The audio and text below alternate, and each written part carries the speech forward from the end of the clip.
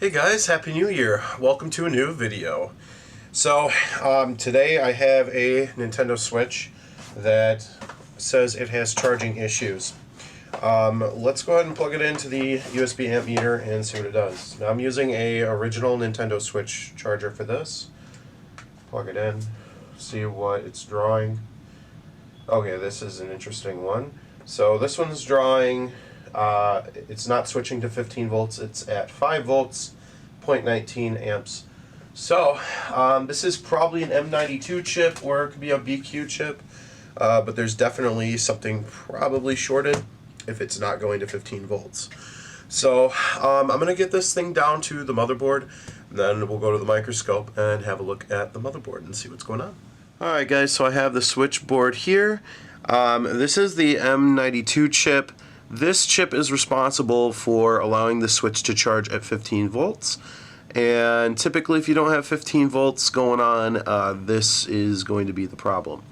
Now, what I'm going to do is I'm going to put my multimeter in continuity mode, which I already did. And continuity mode is where you touch the two probes together and it beeps. It just basically connects point A to point B, right? Okay, so what we want to know is we want to know if some of these lines are actually shorted or not. So a very common line is this one right here, and that one is not shorted. So this is ground, and then this side is the line. Typically if this line is shorted, that means that M92 could be bad. It also means on the other side the video chip, PL3 USB will also be bad. Okay, and so let's check this line. Oh, yep, that is bad, and that's ground on that side. So that's that line. So this means that this chip is more than likely bad. Now let's check these lines here. That one's good. Oh wow, this one's also bad, and so is that one, and that one is not. We can check these lines over here. I'm pretty sure that might be ground. Okay, those are fine. And then this is not typically bad, but I always like to check it anyway. That's fine. And since we have a dead short on this cap here and these two caps, I'm going to be safe to say that this chip is bad.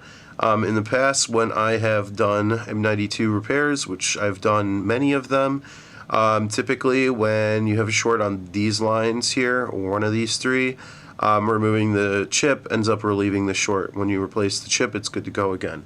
So we'll go ahead and grab our hot air and some flux, and we're going to replace this IC. Alright, so some people like to not use flux when they take chips off. I prefer to, because it just really helps that solder flow. Let's kick on the fume extractor here. Alright. Draw out of the hot air. And I'm using a 9mm bent nozzle for this.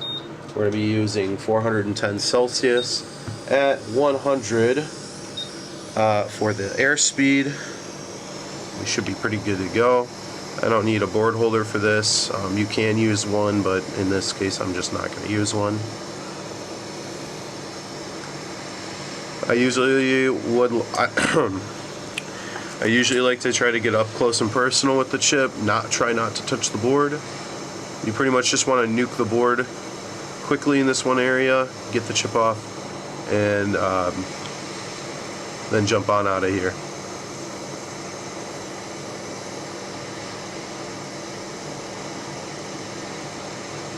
So you can see the solder starting to liquefy here, which is grand.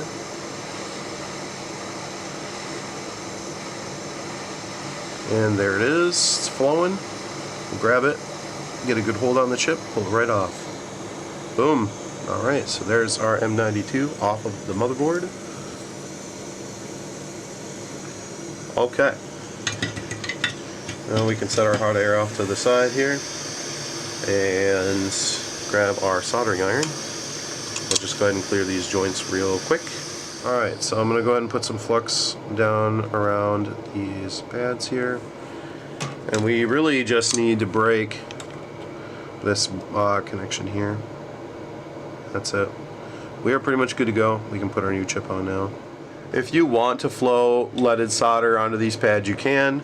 but realistically you don't need to for this particular job. It's super simple.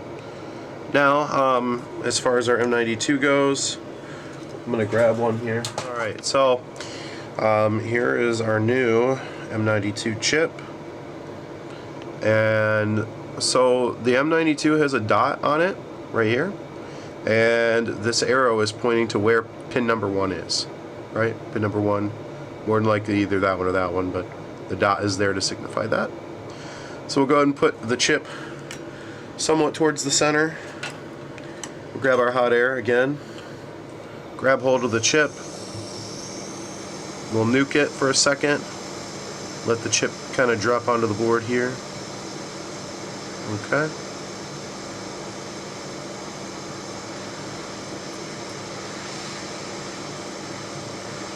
Kind of move the hot air around here and let it flow.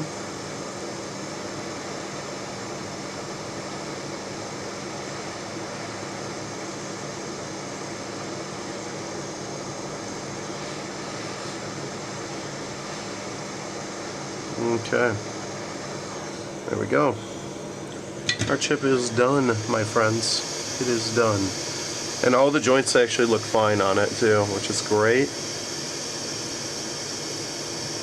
All of those joints look good. Those joints look fine. Those look fine. Those look fine. Alright, so we're going to wait for the board to cool down. And we'll go ahead and retest these capacitors and see if the short is gone, or if the short is still there. It's more than likely probably gone.